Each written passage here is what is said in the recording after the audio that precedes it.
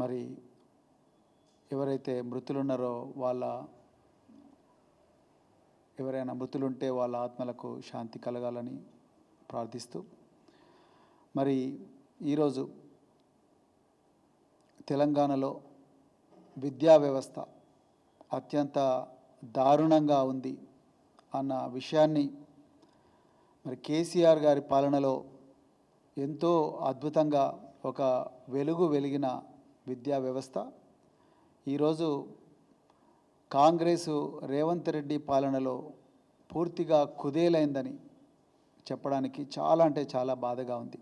అయితే అంతకన్నా ముందు ఒక విషయం తెలంగాణ ప్రజల దృష్టికి తీసుకురావాలి. మరి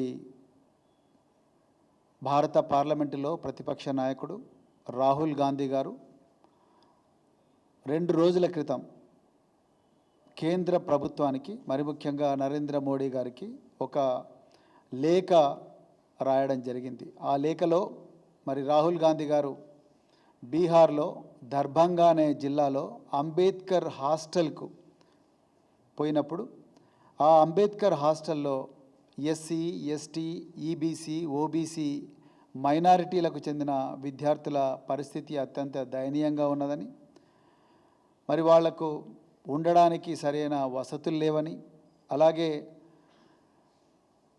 టాయిలెట్ల పరిస్థితి అత్యంత ఘోరంగా ఉందని, తాగడానికి నీళ్లు కూడా సరిగా లేవని, అదేవిధంగా ప్రాపర్ మెస్ ఫెసిలిటీస్ కూడా లేవని, అలాగే లైబ్రరీలకు బుక్కులు లేవని, అలాగే ఇంటర్నెట్ సదుపాయం కూడా లేదని, అలాగే విద్యార్థులకు రావాల్సిన స్కాలర్షిప్స్ ఏవైతే ఉన్నాయో ఒక 2-3 సంవత్సరాల నుంచి రావడం లేదని చెప్పేసి రాహుల్ గాంధీ గారు కేంద్ర ప్రభుత్వానికి లేఖ రాసిండ్రు.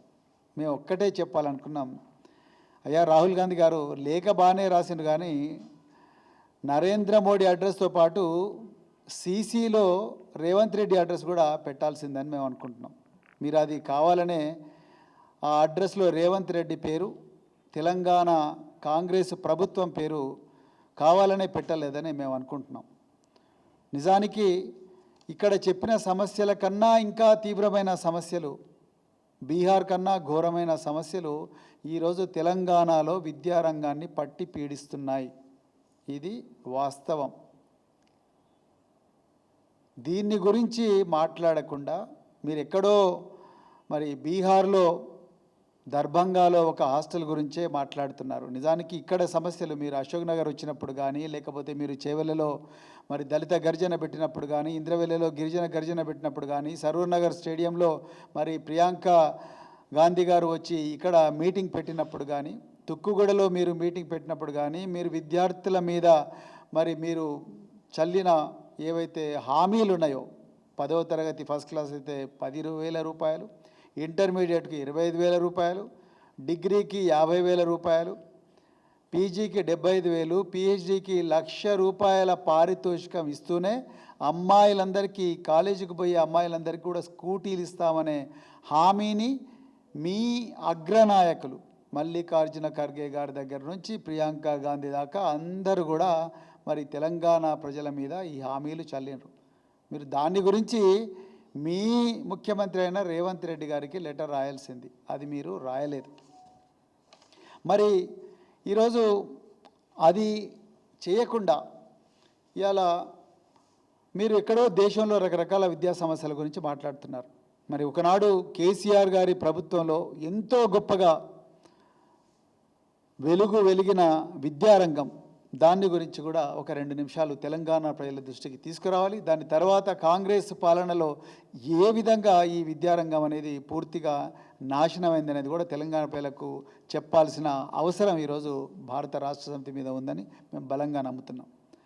నిజానికి మరి కేసీఆర్ గారు ఉమ్మడి ఆంధ్రప్రదేశ్లో కేవలం ఒక 300 గురుకుల పాఠశాలలు ఉంటే దాదాపుగా 660 గురుకుల పాఠశాలలు ఎక్కువగా పెట్టి, ఎక్కడ కూడా గురుకుల డిగ్రీ కళాశాలలు మహిళలకు లేకపోతే ఆ గురుకుల డిగ్రీ కళాశాలలు దేశంలో ఎక్కడ లేని విధంగా దాదాపుగా 75 మహిళా గురుకుల కళాశాలలు కేసీఆర్ గారు అమ్మాయిల కోసం అబ్బాయిల కోసం పెట్టిండ్రు, ప్రత్యేకించి అమ్మాయిల కోసం పెట్టిండ్రు. అదేవిధంగా సైనిక కళాశాలలు ఏర్పాటు చేసిండ్రు, న్యాయ కళాశాలలు ఏర్పాటు చేసిండ్రు, సంగీత కళాశాలలు ఏర్పాటు చేసిండ్రు, అదేవిధంగా ఫార్మసీ కళాశాలలు ఏర్పాటు చేసిండ్రు, ఫ్యాషన్ డిజైన్ కళాశాలలు కూడా పేద వర్గాల కోసం ఏర్పాటు చేశారు కేసీఆర్ గారు.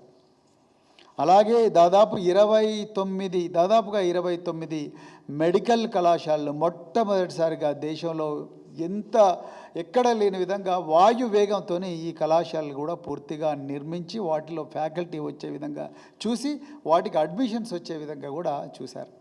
అదేవిధంగా అంబేద్కర్ ఓవర్సీస్ విద్యానిధి, జ్యోతిరావు పూలే విద్యానిధి, ఈ విద్యానిధి కోసం ఒకప్పుడు కేవలం 10 లక్షల రూపాయలు ఉండేవి. ఆ 10 లక్షల రూపాయలు విద్యార్థులకు సరిపోవడం లేదని 20 లక్షల రూపాయలు తీసుకొచ్చిన 20 లక్షల రూపాయలకు పెంచిన ఏకైక ముఖ్యమంత్రి కేసీఆర్ గారు. భారతదేశం దాటి విద్యార్థులు విదేశాల్లో చదువుకోవడం కోసం. అలాగే మరొక ముఖ్యమైన ప్రోగ్రాం, పిల్లలు అన్నం తినకుండా ఇళ్లల్లో అన్నం దొరకదు, తల్లిదండ్రులు పొద్దున్నే కూలీ పనికి వెళతారు, అదేవిధంగా మరి ఇంకా రకరకాల పనులకు వెళ్తారు, వీళ్ళకి సమయం దొరకదు అని చెప్పేసి ఆ పిల్లలు బడికి వచ్చిన వెంటనే వాళ్లకు బ్రేక్ఫాస్ట్, కేసీఆర్ బ్రేక్ఫాస్ట్ పథకం అని చెప్పేసి వాళ్ళకు ఉదయమే మరి బ్రేక్ఫాస్ట్ ఇచ్చే పథకం ఏర్పాటు చేస్తే ఈరోజు తెలంగాణలో ఆ పథకం పూర్తిగా రేవంత్ రెడ్డి ప్రభుత్వం బంద్ చేసింది. ఇంకా ఘోరమైన విషయం ఏంటంటే మన ఊరు మనబడి కింద 28,000 పాఠశాలల్లో వసతులు సరిగా లేవు. మనం తెలంగాణలో విద్యాశాఖను బాగా డెవలప్ చేసుకోవాలని చెప్పేసి మరి 7,289 కోట్ల రూపాయలు శాంక్షన్ చేసి మన ఊరు మనబడికి శ్రీకారం చుడితే ఇలా వర్క్ చేసిన చాలామంది కాంట్రాక్టర్లకు ఇంతవరకు కూడా బిల్స్ రాలేదు. ఆ వర్క్స్ అన్నీ కూడా మధ్యలోనే ఆగిపోయినాయి. పిల్లలు చాలా కష్టాల్లో ఉన్నారు.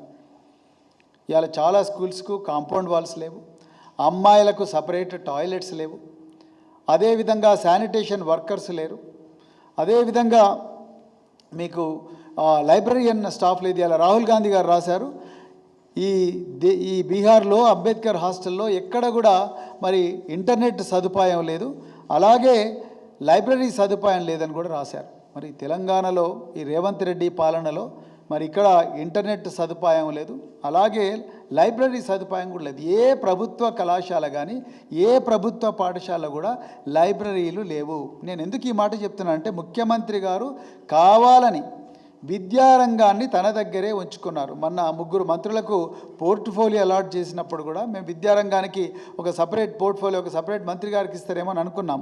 కానీ విద్యారంగాన్ని తన దగ్గరే పెట్టుకొని విద్యారంగాన్ని పూర్తిగా నాశనం చేస్తున్నారు గౌరవ ముఖ్యమంత్రి గారు. ఇది 100కి 100 పాళ్ళు నిజం. ఇక తెలంగాణ ప్రజల మీద ఇప్పుడు మన కళ్ళ ముందు జరుగుతున్న అతిపెద్ద మోసం ఏంటయ్యా అంటే integrated young India residential schools. ముఖ్యమంత్రి గారు అక్టోబర్ 2024 దసరా పండగ నాడు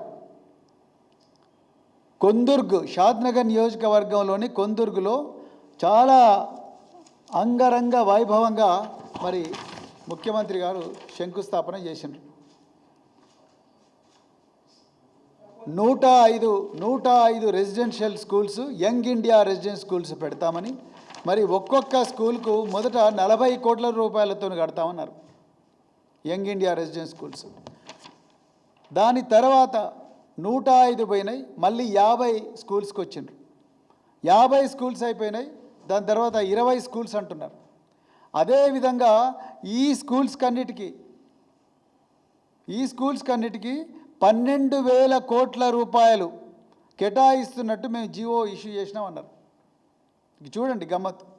అదేవిధంగా ఒక్కొక్క ఇంటిగ్రేటెడ్ స్కూల్కు ముందు 50 కోట్లు అన్నారు. సడన్గా 2025 సంవత్సరంలో ఒక్కొక్క ఇంటిగ్రేటెడ్ స్కూల్కు 200 కోట్లు అన్నాడు. అంటే వాళ్ళు ఇష్టం వచ్చినట్టు ఎస్టిమేట్స్ పెంచుకుంటూనే పోతున్నారు. 640 మంది విద్యార్థులను ఒక స్కూల్లో పెట్టి వాళ్ళందరి మీద అజమాయిషీ చేయడమే వీలు కాదని అనుకుంటే ఇలా 2,560 మంది విద్యార్థులను ఒకటే దగ్గర పెట్టి రేవంత్ రెడ్డి గారు నేను వాళ్ళకు పాఠాలు బోధిస్తా అంటున్నారు. ఇక ఇంతకన్నా ఘోరం ఏముంటుంది? ఒక టీచర్లను పెంచినవా? పెంచలేదు. పెంచినట్టు జీవో ఇచ్చినవా? ఇవ్వలేదు. వార్డర్లను పెంచినవా? పెంచలేదు. సిబ్బందిని పెంచకుండా ఈ స్కూల్స్ అన్నిటి కూడా దాదాపు 2560 మందిని ఒకటే దగ్గర పెట్టి young India integrated residential schools అన్నాడు. అసలు ఈ రెసిడెన్షియల్ స్కూల్స్ మొదటి నుంచి ఇంటిగ్రేటెడ్ అన్న విషయం కూడా ముఖ్యమంత్రి గారికి తెలియకపోవడం ఇవాళ తెలంగాణ ప్రజలు చేసుకున్న దురదృష్టం. ఇవాళ మనం ఏ జిల్లాలకు పోయినా, ఏ హైవేల మీద పోయినా కూడా పెద్ద పెద్ద హోర్డింగులు దర్శనమిస్తున్నాయి. ఎందుకంటే ఇవాళ తెలంగాణలో కాంగ్రెస్ ప్రభుత్వం ఒక ఫోటోషాప్ ప్రభుత్వం. ఎక్కడ మరి పెద్ద పెద్ద మంచి మంచి పోస్టర్లు, ఫోటోషాప్లు, కంప్యూటర్లలో ఫోటోషాపులు చేసుకొని చక్కగా పోస్టర్లు ముద్రించుకొని అవన్నీ కూడా ఫ్లెక్సీలుగా కట్టి ఆ ఫ్లెక్సీలను చూపించి ఇగో ఇవే ఎండింగ్ ఇండియా రెసిడెన్షియల్ స్కూల్స్ అంటున్నారు. ఒక్కొక్క దానికి 200 కోట్లు. రాబోయే రోజుల్లో ఈ కుట్రను తప్పకుండా అడ్డుకుంటాం. తెలంగాణ విద్యా వ్యవస్థను కాపాడుకుంటాం. ఆనాడు కేసీఆర్ గారి గొప్ప రోజులు ఏవైతే ఉన్నాయో ఆ రోజులను మళ్ళీ వాపస్ తెచ్చుకుంటాం. తెలంగాణ భావితరాలను రక్షించుకుంటాం. తెలంగాణ బిడ్డలను మరొక్కసారి ప్రపంచంలో నలుమూలల వాళ్ళు గొప్పగా వెలుగొందే విధంగా మరి కాపాడుకుంటాం, ప్రయత్నిస్తామని చెప్తూ మరొక్కసారి మీ అందరికీ హృదయపూర్వక ధన్యవాదాలు తెలుపుతూ జై తెలంగాణ, జై కేసీఆర్.